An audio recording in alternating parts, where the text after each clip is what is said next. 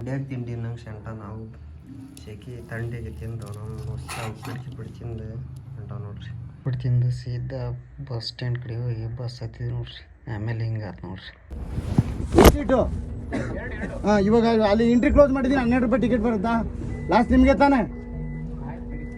ಆಯ್ತು ಬಿಡಿ. ಅಲ್ಲ ರೀ, ಚೆಕಿಂಗ್ ಬರೀ ನನಗೂ ಬರೀತಾರೆ.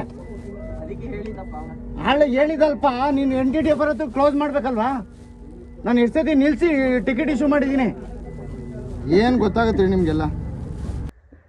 ಇದಕ್ಕೆ ಹೇಳದ್ರಿ ಅವನ್ನ ಎಲ್ಲೆಲ್ಲಿಂದ ಬರ್ತಾರೆ, ಟಿಕೆಟ್ ತಗೊಳಂಗಿಲ್ಲ ಏನಿಲ್ಲ. ಆಮೇಲೆ ಟಿಕೆಟ್ ತಗೊಂಡ್ರಿ ಅಂತ ಕೇಳಿದ್ರೆ ಸ್ಟಾಪ್ ಮುಗಿದ್ಮೇಲೆ ಟಿಕೆಟ್ ತಗೊಂಡಿಲ್ಲ ಅಂತ ಹೇಳ್ತಾರೆ. ಎಂಥ ಜನ ರೀ. ಆಮೇಲೆ ನುಸ್ತಾನು ನಮ್ಮ ದೋಸ್ತನ ಕಾರ್ ಬಂತ್ರಿ. ಕಾರ್ನಾಗ ಸಾಂಗಿಗೆ ಹಚ್ಚಿ ಹೊಂಟೆ ನೋಡ್ರಿ.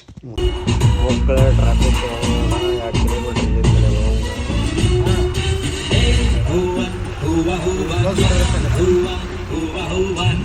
ಆಮೇಲೆ ನಮ್ಮ ದೋಸ್ತ ಒಂದೇನೋ ಡೈಲಾಗ್ ಹೇಳಿದೆ, ಮಿಸ್ ಆತ್ರಿ, ಅದಕ್ಕೆ ಇನ್ನೂ ಹೇಳಂತ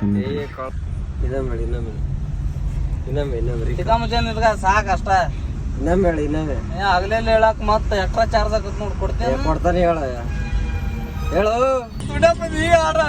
ಟ್ರಾಫಿಕ್ ಅವನ ಕನ್ನಡ ಇವತ್ತು.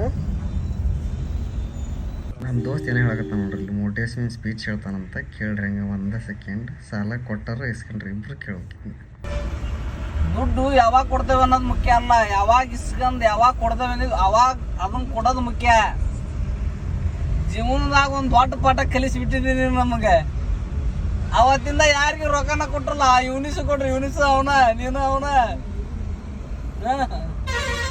ಹಿಂಗಾದ್ರೆ ಹೆಂಗ ಅಂತ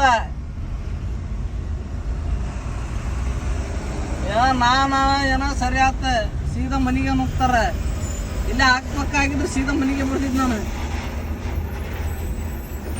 ನಿಮ್ಮ ಮನೆಗೆ ಹೋಗೋದೇನು ದೊಡ್ಡ ವಿಷಯನ ಅಲ್ಲ ನನಗೆ.